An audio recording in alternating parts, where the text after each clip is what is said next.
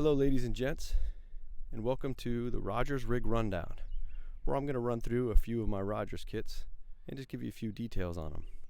We're going to start with this 1965 swing time configuration in sparkling red pearl. I acquired these drums from John Dorn at Texas Vintage Drums a few years ago. Wonderful condition. I have the swing time arm here. This isn't the extension arm that came with it. I seeked out the longer version. Reason being is I like this knuckle joint to be as close to the bass drum as possible, so you get that type of angle on it. That's pleasing to me. I saw it on a few of Jack's kits and wanted to have that on my kit. The sizes are 20-inch bass drum, 12-inch rack tom, 14-inch floor tom. The floor tom does have stay tight brackets. I'm a huge fan of stay tight brackets. And on it I have a 1966 power tone in the matching finish that I got from D-Pop, the drummer of legendary New York punk band Bush Tetras. He was working at Maxwell's drum shop, and I went over there and grabbed it from him. It matches the kit absolutely perfectly. All of my drum sets have the bow tie T-rods, swan leg cymbal stands, the solid board hi-hat pedal and bass drum pedal. This one happens to have the 4420 beater on it. I think I'm going to use all the same stands and pedal with all the kits just for transporting. And that's the Samson throne right there with the back on it. This one doesn't happen to have the heel rest on it, but I have another one just like it inside that has the heel rest. We have the stick tray there.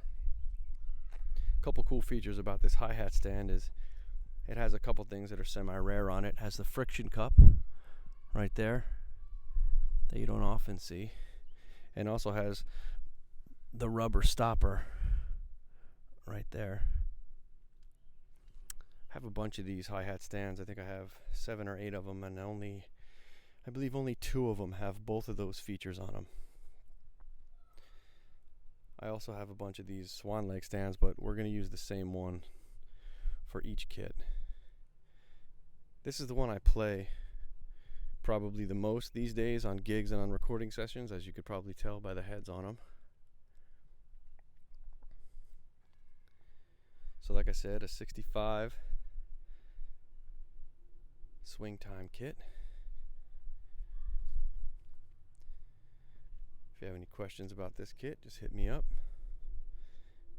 and we will go on to the next set.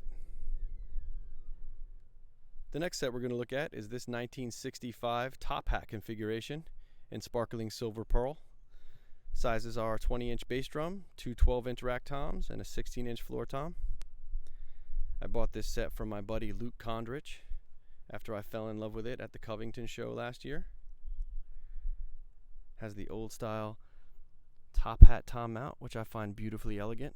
I also find that mount acts as a conductor, helping the drums really vibrate together when you play it. I'm pairing it with the snare drum I got from Luke.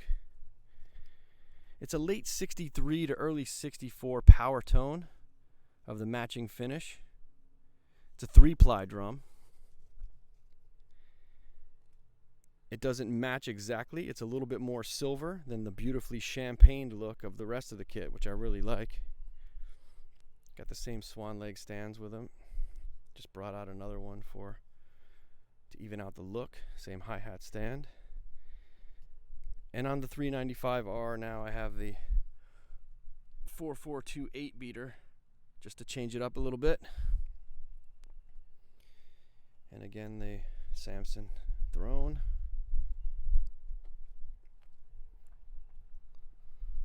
So there's a look at my top hat kit.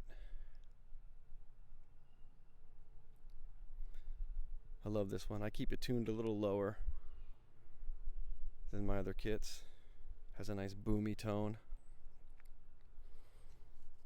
If you haven't noticed, There's a real deep place in my heart for those middle 60s Covington drums. That's where my heart lives. Right in that 61 to 67 range.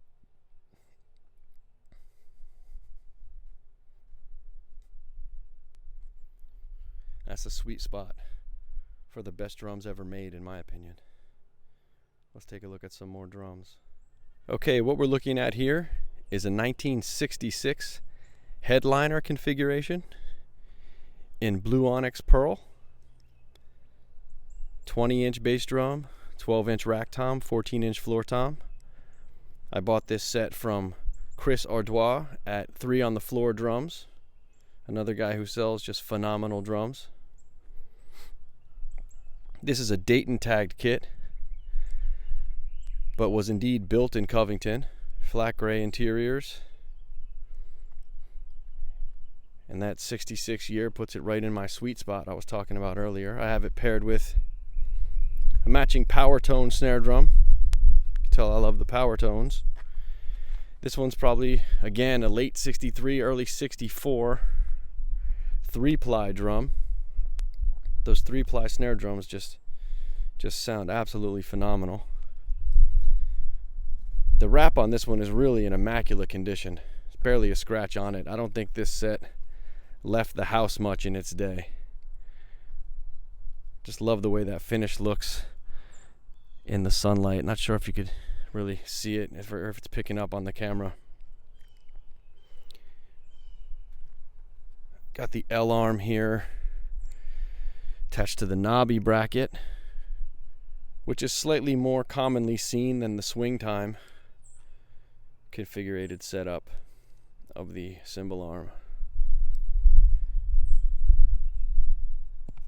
This time I have the 395R pedal outfitted with the 4377 beater, just to change it up again. I keep this kit tuned right in the middle of the other two. The red sparkle kit I keep tuned up pretty high because I play a lot of jazz gigs, and the silver kit I keep tuned pretty low and thuddy, and this one sits right in the middle. That's the beauty of ROGERS drums. The tuning range is just absolutely enormous. And again, at 66, this sits right in that sweet spot of Covington built drums that I was speaking of. The best drums ever made.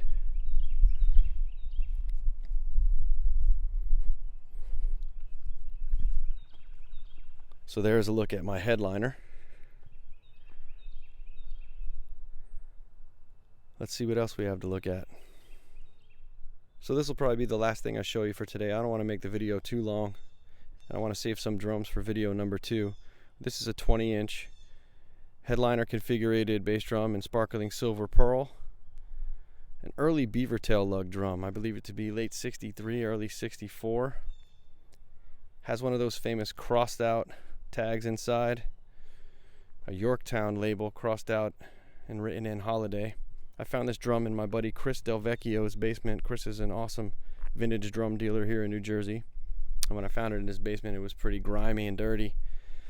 But underneath all that grime was an absolutely beautiful finish. It cleaned up really nice. Hardware cleaned up nice. I repainted the hoops.